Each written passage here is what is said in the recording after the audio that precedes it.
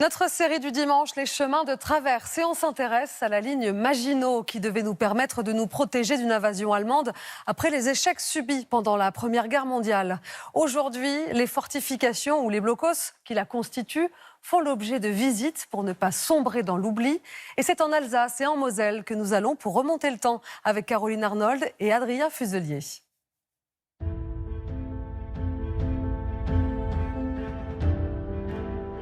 Ces blocos, ces forts de béton et de fer, parsèment encore les forêts de l'Est de la France comme autant de témoins des conflits passés.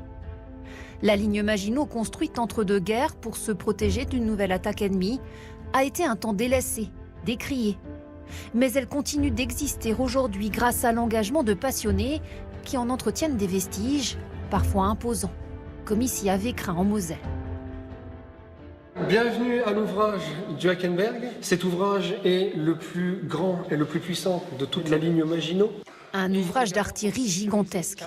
10 km de galeries qui s'enfoncent au cœur de la colline. C'est là, parfois à près de 100 mètres sous terre, qu'un millier de soldats stationnaient, des semaines durant. Les hommes sont formés déjà avant la guerre, pendant leur service militaire, à pouvoir vivre sous terre. C'était des troupes d'élite. Une vie en autarcie, sans voir le jour, comme dans un sous-marin. Le fort est comme une petite ville avec ses chambrées, ses sanitaires, ses médecins et un confort inimaginable quelques années plus tôt, dans les tranchées de la Grande Guerre. Les grosses marmites qu'on voit là, c'est ce qu'on appelle des autocuiseurs. Ça fonctionne exclusivement à l'électricité. Ça date des années 30 et pourtant c'est clic, allumé, clic, éteint. La ligne Maginot, tout le monde connaît le nom, mais je ne m'attendais pas du tout à ça. Et encore, toute cette vie intérieure pendant un mois, avec tout le chauffage, tout ce qu'on nous a expliqué, l'électricité, la cuisine. C'est impressionnant, et je vous dis, cette ingéniosité dans les installations, avec l'ancêtre de la pompe à chaleur et de la VMC.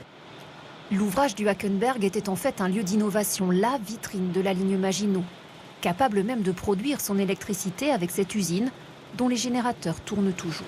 Grâce à nos mécanos qui entretiennent bien sûr les moteurs de l'époque, on produit cet après-midi nous-mêmes notre énergie le temps des visites. De quoi faire rouler le train qui nous emmène à 3 km de là, vers les blocs de combat.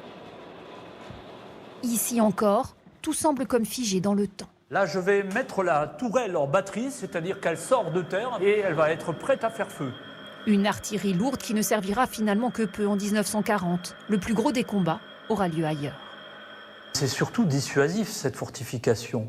C'était pour empêcher, effectivement, l'ennemi de nous attaquer de front et nous permettre donc de mobiliser dans le calme. Pour beaucoup de Français, pourtant, la ligne Maginot deviendra le symbole de la défaite de 1940, celui d'un échec.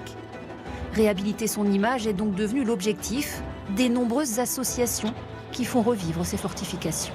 Alors là, on vous emmène sur le site des casemates du Burbusch, qui est un site d'intervalle de la ligne Maginot.